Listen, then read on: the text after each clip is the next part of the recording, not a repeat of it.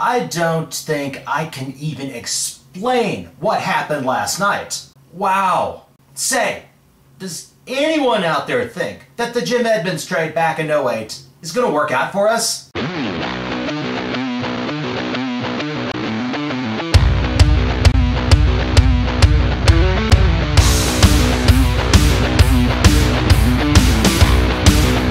Thursday night, Game 6, after it was postponed from Wednesday night, after Mother Nature had her way, the Cardinals win!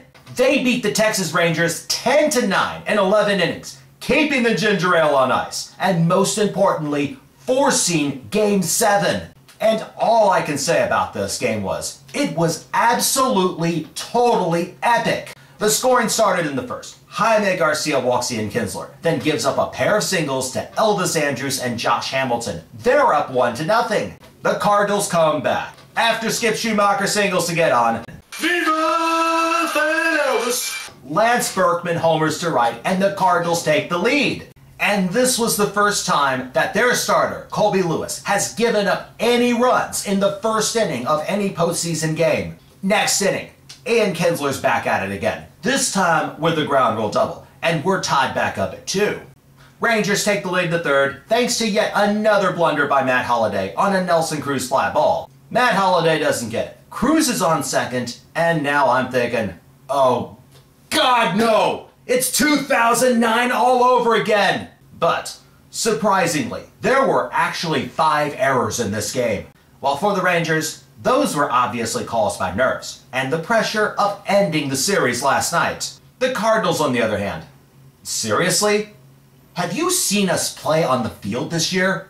We tie it up at 3 in the fourth as Berkman gets on after first baseman Mike Young totally misses a throw by Andrus to get on. Holliday walks. Then, the hero of the night, David FREESE, grounds into what would have been a double play, except Holliday takes out Andrus on the slide, who basically throws the ball away. Now, you've got runners on first and third. Yadier Molina grounds out for the RBI, scoring Berkman.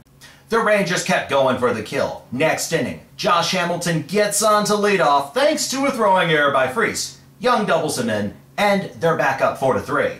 And that takes us to the bottom of the 6th. We bring 7 batters up. Berkman singles, and Holliday is on afterwards, due to another error by Young. The pitching also falls apart for Texas. Colby Lewis, he's yanked after loading the bases. Alexei Ogando comes in, can't find the strike zone at all, and walks in the tying run. The Cardinals might have gotten more if Holliday wouldn't have fallen asleep at third.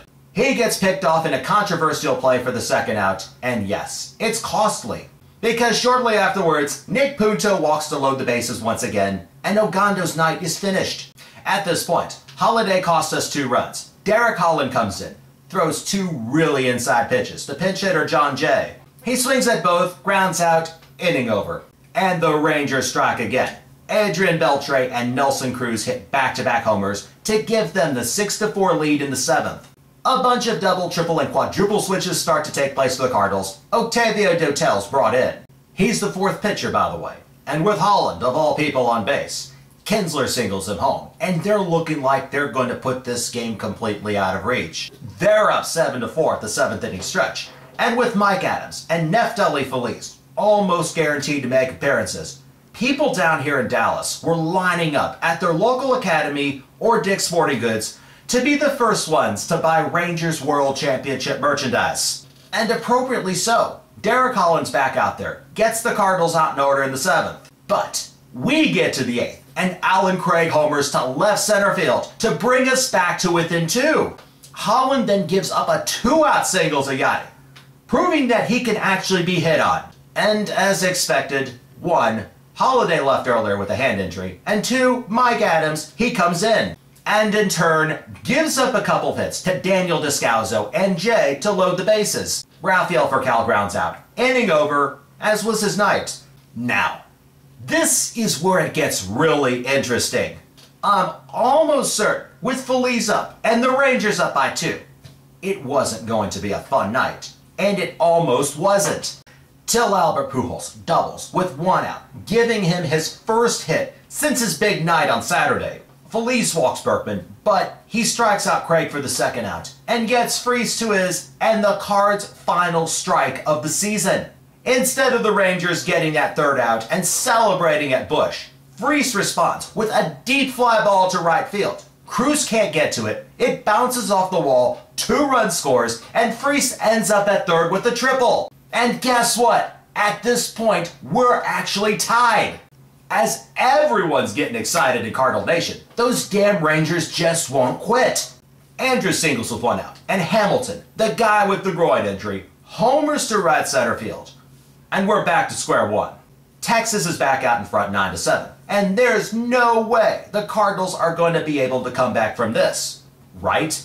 Bottom of the 10th. FREESE is done, and former Cardinal Darren Oliver comes in to pitch. He gives up a couple hits to Descalso and Jay. And with the fact that there's nobody on the bench to pinch hit for the pitcher, Kyle Loesch takes one for the team. He makes a perfect bunt to third, moving both runners into scoring position. Oliver's gone, and Scott Feldman takes his place. He gets Ryan Theriot to ground out, but it scores Descalso, and it's a 9-8 game. Pujols is intentionally walked, and Lance Berkman is down to what might be his last strike. And that would suck, especially how some people down here are still bitter about some of the comments he made back in January. Don't break out the ginger ale just yet. Viva Thanos! Berkman singles in the gap, and Jay scores to tie us at 9. Jake Westbrook is now pitching in the 11th. I guess that rules him out as a potential starter for Game 7. And believe it or not, he kept the Rangers off the board. Bottom of the 11th. Mark Lowe, he's pitching the leadoff hitter David Freese. And do you remember that big trade back in 2008 when Jim Edmonds was traded to San Diego for some low A minor league prospect named David Freese, who was a local kid? Well, just like Jim Edmonds did in Game 6 of the 2004 NLCS, it takes 6 pitches this time from Mark Lowe, and David Freese does the exact same thing. He hits the ball out of the park to dead center. That's right. In unbelievable fashion, the Cardinals come all the way back to win this game in extra innings after everyone out there wrote us off a long time ago. Well, I guess the Rangers shouldn't have made their parade route plans public just yet. But more importantly, the Cardinals now force Game 7